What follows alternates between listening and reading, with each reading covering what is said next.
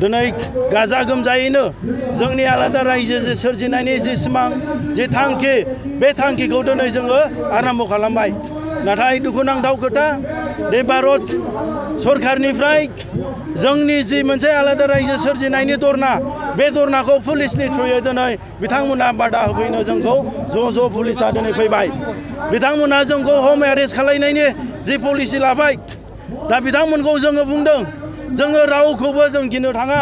जोंनि आन्दलन आलादा रायजो सोरजिनाया बे जोंनि जोनोमनि मोन्थाय। जे आलादा रायजो सोरजिनाया बे भारत संबिधाननि जि जोंनि मोन्थाय बेखौ सोरबा भारत सरकार सोरबा पुलिसा खुनुदिन जोंखौ होबथानो हाया। आलादा रायजो सोरजिनायनि थाखाय जों जेब्लायबो गावखौनो जों जिउ बाउनायनिसिम जों थांखि लादों। दिनैहाय जोंहा गोबाव सम गेजेरनि आगोलनो 1967निफ्रायनो जे जों आलादा रायजो मोनसे सोरजिनाय बेखौ जोंनि बिफाजों समान बैसोनि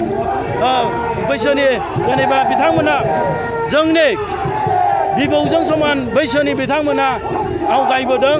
दिनै मुभमेन्टखौ लाबोदों। 1967 मायथाइयाव बड'फा उपेन्द्रनाथ ब्रह्मनि दैदेननायाव दिनै बिराद गिदिर मोनसे ममेन्टाम लादों। जोंनि मुभमेन्टआ बिराद गिदिर मोनसे महर लादों।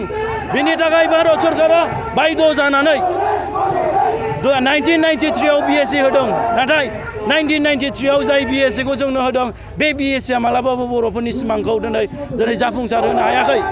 बिनि थाखायनो 1993नि उनाव 96आव दिनै बर' लाइमोनफ्रा बेलटिनि मुं लानानै आर्म स्ट्रागल खालामदों। आर्म स्ट्रागल खालामनानै बिथांमोना 2003आव 2003आव BTC 6 सेडुल मोनदों। जोंनि जे आन्दलन दरनाखौ नै पुलिस बिथांमोना दिनै जोंखौ दिनै हम एरेस्ट खालामबाय। आरो बिथांमोना जोंनि आन्दलनखौ बड'लेण्ड डिमान्डखौ जोंनि बर'फोरनि जि देरसिन सिमां आलादा रायजो सोरजिनाय बेखौ दिनै होबथानो थाखाय पुलिस बाहायनानै बिथांमोना दिनै जोंनि गेजेराव फैबाय। दिनै बेवहाय जोंनि BTC सरकार आसाम सरकारनि षड़यन्त्र दं।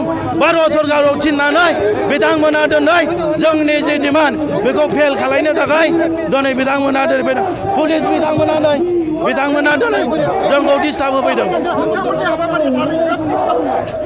जोंनि जे बंस'नि जे आलादा रायजो सोरजिनायनि जि थांखि बे दिनै 100% मोगथां महर मोनगोन।